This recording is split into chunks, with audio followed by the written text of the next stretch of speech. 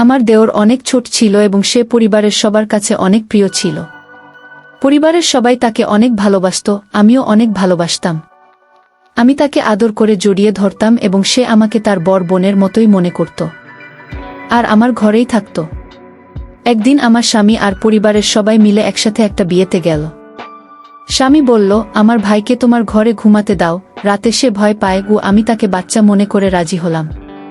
সেই রাতে সে আমার সাথে যা করল তাতে আমার আত্মা কেঁপে উঠেছিল, কারণ সে আমার সাথে যা করল তা জানতে পুরো ঘটনাটি মনোযোগ সহকারে শুনতে থাকুন বন্ধুরা। আমার নাম নিশাত। যখন বিয়ে করলাম তখন জানতে পারলাম আমার শ্বশুরবাড়িতে আমার ছোট দেবর আছে, যার বয়স মাত্র 10.5 বছর। আমি অনেক খুশি হয়েছিলাম, কারণ আমি বাড়িতে ভাই বোনের মধ্যে সবচেয়ে ছোট ছিলাম। 4 জন বড় ভাই ছিল, কিন্তু আমার কোনো ছোট ভাই ছিল না।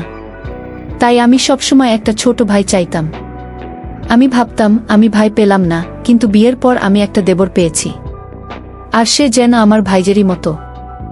বাড়িতে শাশুড়ি ছিল না, তবে আমার 2 ছোট ননদ ছিল আর আমার শ্বশুরও সেখানেই থাকতেন। আমার দেবরের নাম ছিল তামিম। সে সবসময় আমার চারপাশে ঘোরাঘুরি করত। জানি না বিয়ের পর ওর কি হয়েছে, ও শুধু আমার কাছেই বসত আর বলতো যে আমার বৌদি সবচেয়ে মিষ্টি। আমি বৌদির কাছেই বসব, আমি ওর সাথেই ডিনার করব। আমি দেখতে সত্যিই অনেক সুন্দরী ছিলাম, তাই তো আমি আমার স্বামীর মন জয় করেছিলাম। সেই জন্যই তো তিনি আমাকে নিয়ে অনেক খুশি ছিলেন, আর আমিও আমার চোখের স্বপ্ন নিয়ে খুশি ছিলাম।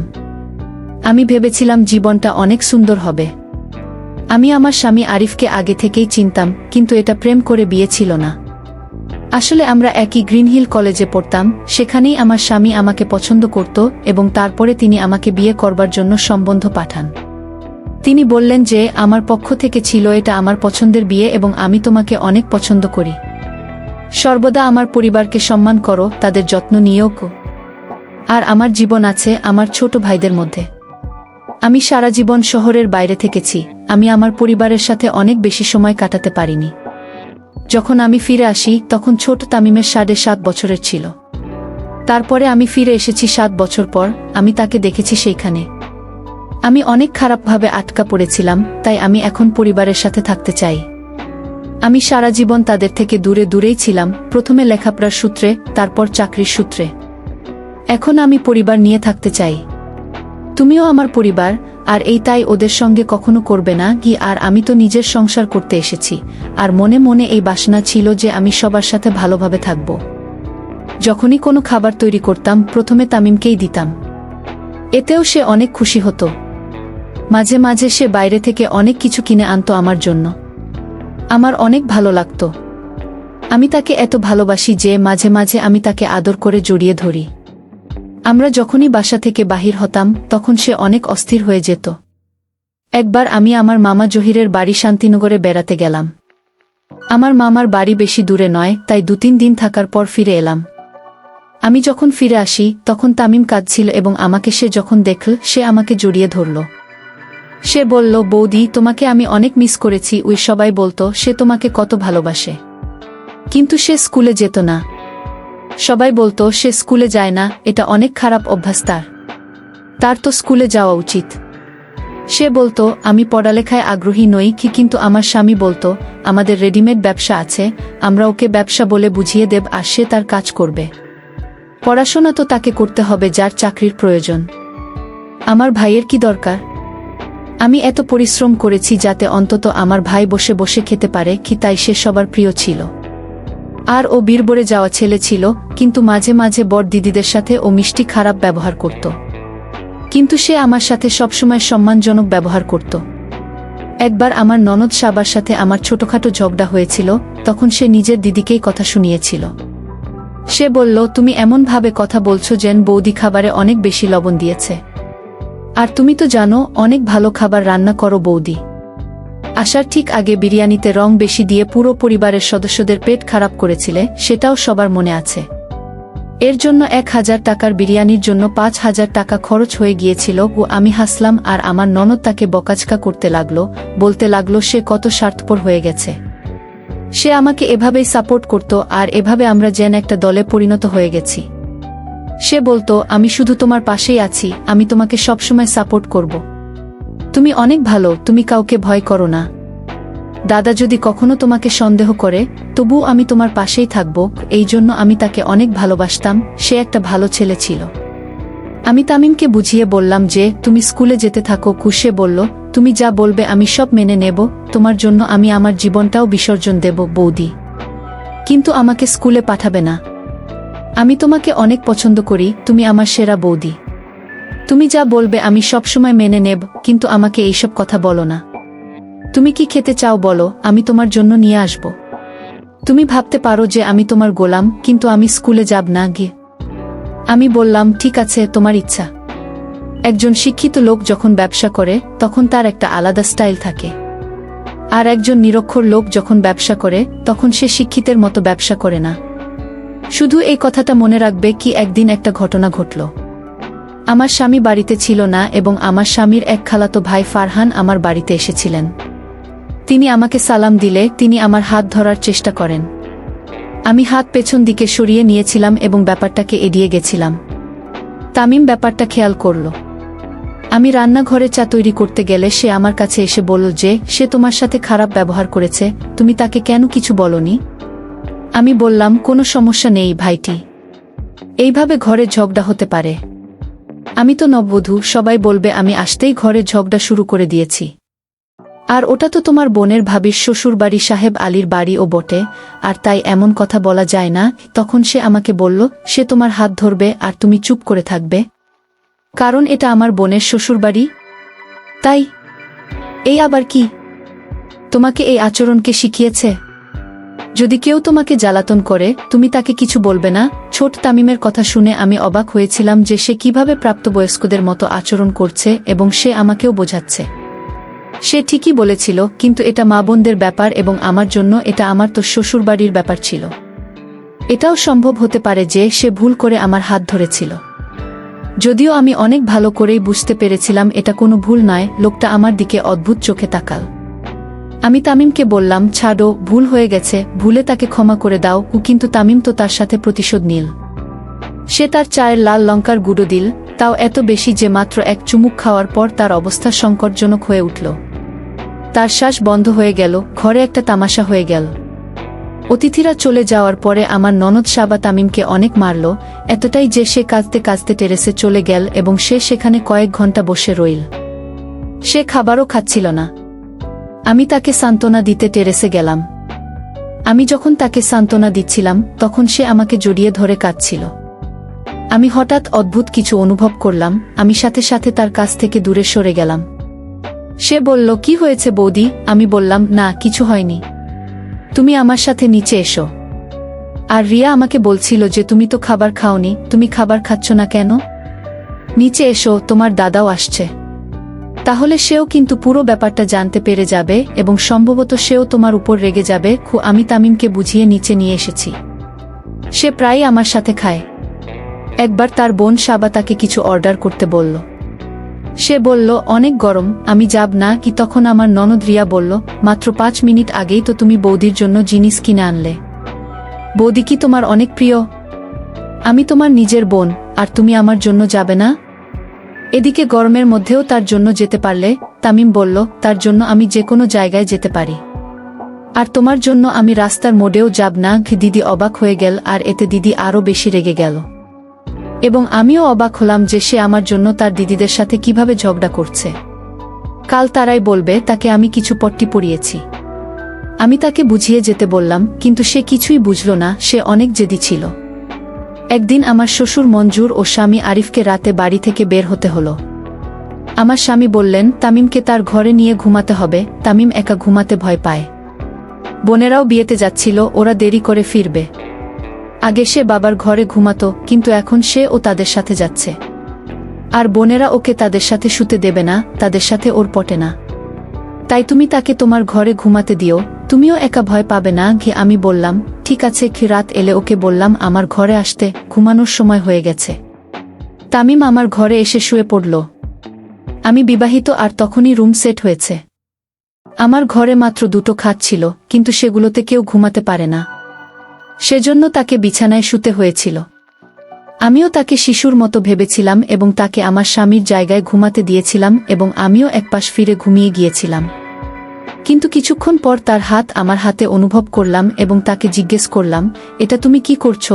তখন সে বলল, কিছু না, তোমাকে আমার অনেক ভালো লাগে কি। এবং হঠাৎ সে নেমে চলে গেল অদ্ভুত এবং বাজে কথা বলতে লাগল। আমি তো শুনে অবাক হয়ে গেলাম। সে এমন কথা বলতে শুরু করল যে আমি লজ্জায় লাল হয়ে গেলাম। আমি বললাম, এগুলো কি ধরনের কথা বলছো? তুমি কি হয়েছে? তোমার কোথা থেকে শুনেছ এসব কথা? সে বলল, অনেক জায়গা থেকে শুনেছি। ও আমার সাথে এমনভাবে কথা বলছিল যেন শিশু নয়, একজন যুবক। এবং তারপর সে আমার মর্যাদাকে আক্রমণ করল। সে বলে যে আমি 11 বছরের ছেলের মতো ছোট বাচ্চা নই, আমার বয়স 15 বছর। দাদা তো শহরের বাইরে থাকতো, সে কি করে বুঝবে আমার বয়স কত? শুধু আমার উচ্চতা বাড়ছে না, কিন্তু আমার ভিতরে বাচ্চাদের মতো কিছুই নেই। আমাকে ছোট ভেবে আমার মা হওয়ার চেষ্টা করো না। আমি তোমায় পছন্দ করি। তুমি কি মনে করো কেন আমি তোমার জন্য সব করছিলাম? তোমার জন্য আমার বোনদের সাথে ঝগড়া করতাম, তোমার জন্য আমি রোদে মুখ পড়াতে বের হতাম, কারণ আমি তোমাকে পছন্দ করতাম কি? আমি বললাম, তোমার কাছ থেকে এটা আশা করিনি।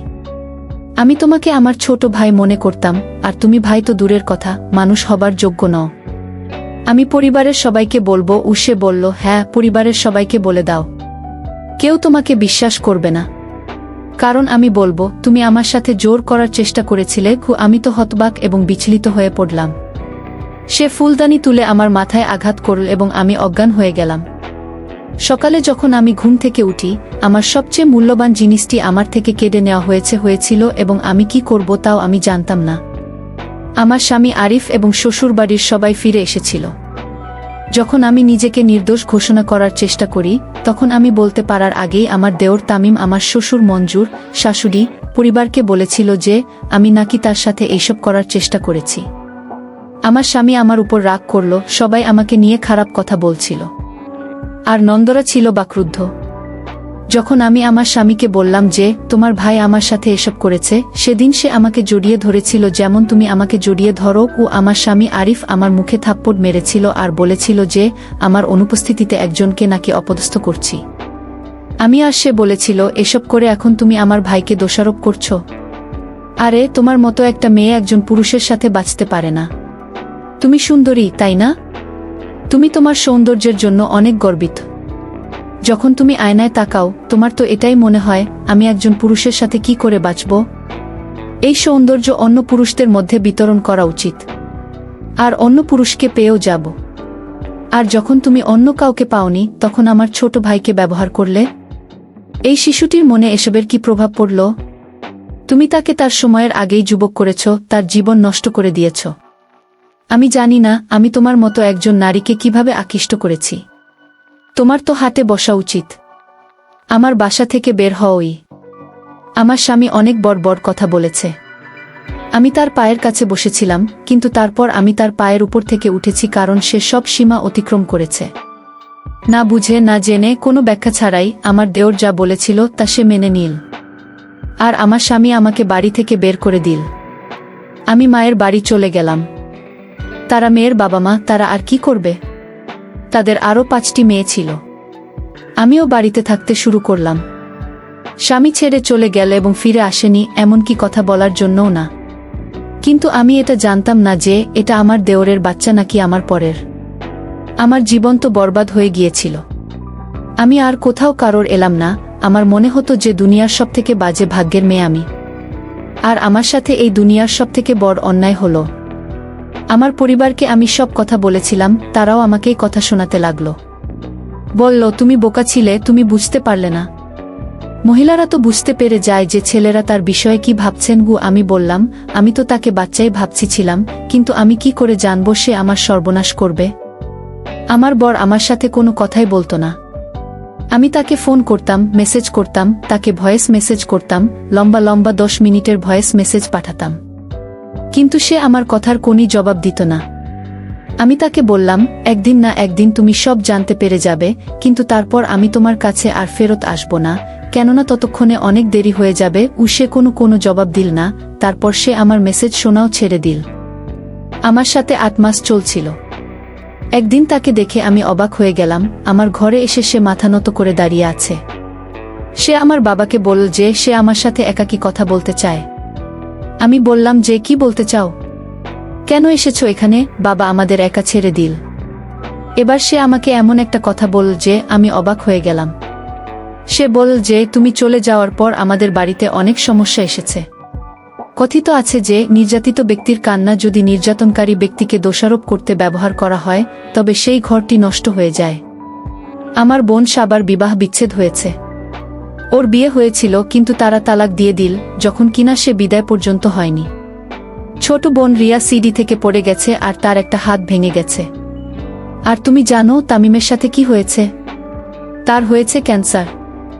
ডাক্তারের কথা হলো যদি তাকে বাঁচাতে হয় তাহলে 1 কোটি টাকা চাই। তুমি তো জানোই আমাদের কাছে এত টাকা নেই, আর তার কাছে বোধহয় 1 বছরের বেশি সময়ও নেই। সেসব কিছু আমায় বলে দিয়েছে যে সে তোমার উপর নজর রাখত, সে তোমার উপর নির্যাতন করেছিল। আমাকে ক্ষমা করে দাও। আমি তোমাকে বিশ্বাস করিনি, তোমাকে আমি অনেক খারাপ বলেছি। আমি নিজের ভাইদের ভালোবাসায় অন্ধকার হয়ে গিয়েছিলাম। আমি ভাবতাম যে সে বাচ্চা, কিন্তু আজকাল কেউ আর বাচ্চা নেই। আমাকে ক্ষমা করে দাও। সে তো ছোট বাচ্চা ছিল, দিনরাত কান্নাকাটি করত। সে বলতো আমার জীবন বরবাদ হয়ে গেল, কেননা আমি কারো জীবন বরবাদ করেছি। আমি আমার বরকে বললাম আমি তো সেই যাকে তুমি কালকে অবধি হাটে বসাতে চাইতে, আজকে নিজের ঘরে নিয়ে যাবার জন্য এখানে এসেছো। আমার বরের চোখে জল ছিল। সে বলল যে প্লিজ আমাকে ক্ষমা করে দাও। ও আমি বললাম যে আল্লাহ বলে কোনো সিদ্ধান্ত নেওয়ার আগে ভেবে নাও। অন্তত তুমি আমাকে জিজ্ঞাসা করতে পারতে। তুমি আমার কোনো কথা শোনার জন্য রাজিই ছিলে না। যখন আমি তোমাকে ফোনে বলতে গেলাম যে আমি মা হতে চলেছি, তুমি কি বললে? তুমি এটা বলেছিলে যে এই বাচ্চাটা আমার না, সেটাকে নষ্ট করে দাও। আর এই বাচ্চার সমেত এখন তুমি আমাকে কি করে গ্রহণ করতে পারবে? আমাকে তালাকের পেপার পাঠিয়ে দিও, নতুবা এই বাচ্চাটা জন্ম নেওয়ার পর আমাকেই না হলে তোমার উপর তালাকের কেস করতে হবে। আমি বললাম আর সেখান থেকে চলে এলাম। আমার বর আমাকে ডাকতেই থেকে গেল, কিন্তু আমি ফিরেও তাকালাম না। সেদিন কতটা যন্ত্রণা দিয়েছে আমার হৃদয়ে। যখন কেউ আপনার উপর বিশ্বাসই না করবে তাহলে কেন পিছিয়ে ফিরে যাওয়া? আমি নিজের ঘরে চলে এলাম আর দরজা বন্ধ করে দিলাম। সে আমার বাবা সাদেকের সাথে কথা বলছিল, তারপরও সে 3-4 বার আমাদের ঘরে এসেছে। আমি বাবাকে বলে দিয়েছিলাম যে আমি তার সাথে যাব না, আর এটাই আমার শেষ সিদ্ধান্ত ছিল। তোমাদের উপর আমি বোঝা হতে চাই না, আমি নিজেই কিছু করে নেব। বাবা বলল আমরা কি মরে গেছি? তুমি যা বলবে সেটাই হবে গু। এরপর আল্লাহ আমাকে একটা মিষ্টি মেয়ে দিল। এমনিতে তো আমার ওই সময় অনেক খারাপ অবস্থা ছিল, কিন্তু আমি আমার মেয়েকে বাহাদুর বানাবো এটা ভেবেই আমি তাকে হৃদয়ের সাথে লাগিয়ে রেখেছিলাম। মেয়ের জন্মের পর বরের উপর কেস করলাম আর তার থেকে তালাক নিলাম। আর নিজের ঘরে থাকতে লাগলাম, ঘরে টিউশন পড়াতাম। তারপর আস্তে আস্তে আরও কাজ করতে লাগলাম। তারপর যখন বাচ্চাটা বড় হয়ে গেল, একটা কার্যালয়ে চাকরি নিলাম। এখন আমি আমার মেয়ে ইরামের সাথে থাকি আর তার খেয়াল রাখি। আমার দেবর তামিম এখনো এই দুনিয়াতেই আছে। তারা তো বলেছিল যে তার ক্যান্সার হয়েছে, কিন্তু বোধহয় তার অন্য কোনো রোগ ছিল। আর এখন আবার ওদের সাথে কোনো সম্পর্কই নেই। আর আমার জীবনের সিদ্ধান্ত আপনাদের উপরই আমি ছাড়লাম। আপনারাই বলুন যেটা আমি করেছি ঠিক করেছি নাকি ভুল করেছি। আমার বর আমার হৃদয় ভেঙেছে। সে আমাকে এমন কথা বলেছে যে যদি সে মনটা না করত তাহলে হয়তো ব্যাপারটা সমাধান হয়ে যেত। যদি সে সেই সময় আমার উপর বিশ্বাস করত যে আমার বউ এমনটা করতেই পারে না, তবে আজ আমাদের ভালোবাসা অনেক ভারী হয়ে টিকে থাকত। সে আমাকে ভালোবেসে বিয়ে করেছিল, ভালোবাসার জোর দেখিয়েছিল। সে আমায় ভালোবাসি বলে দাবি করত, তাহলে তার ভালোবাসার তো মজবুত হবার প্রয়োজন ছিল। আল্লাহ তো পুরুষ মানুষকে মজবুত বানিয়েছে, তাকে বেশি বুদ্ধি দিয়েছে, তাহলে তাদের বেশি মজবুত হওয়ার মতো মনোভাব জাহির করা উচিত। তার তো বোঝা উচিত ছিল যে সে যখন আমার চরিত্রের উপর দাগ দিয়েছে আর আমাকে বলেছে যে তোমার মতো মহিলার হাটে বসা উচিত, তাহলে সেই পুরুষ কি আমার বর হতে পারে? রাগের মধ্যে মানুষ এমন কিছু বলে দেয়। যদিও আর রাগের মাথায় বলা কথার কোনো গুরুত্ব যদি নাই থাকে, তাহলে এই দুনিয়ায় যত লোকের তালাক হয়েছে সেগুলো তো রাগের জন্যই হয়েছে। তাহলে তালাককে কেন মেনে নেওয়া হয়? যদি তালাক রাগের মধ্যেই হয়, তবে রাগের মধ্যে সেই মানুষের কথাকে আপনি এটা বলতে পারেন না যে সেটা ও বলে ফেলেছে আর তার কোনো গুরুত্ব নেই। কখনো না কখনো কারোর ভালোবেসেও তো তালাক হতে পারে। রাগের মাথায় তালাককে যখন গ্রহণ করা হয় তাহলে অন্যান্য কথা ওই সময় নিজের জায়গায় ঠিক। আমার নিজের কৃতকর্মের উপর কোনো অনুশোচনা নেই, আমি যা কিছু করেছি একদম ঠিক করেছি। তো বন্ধুরা, আজকে এই পর্যন্তই।